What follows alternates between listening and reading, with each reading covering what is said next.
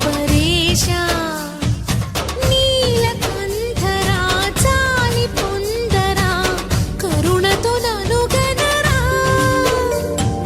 నీలకంఠరా శైల మందిరా మొరవిని బదులిడరా నగజా మనోజ జగదీశ్వరా బాలేందు శేఖరా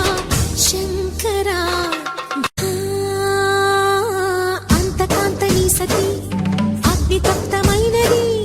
నేను త్యాగమిచ్చి తాను నీలో లీనమైనది ఆదిశక్తి ఆకృతి అద్రిజాత పార్వతి ప్రాణమైన ప్రాణధవుని చెంతకు చేరుకున్నది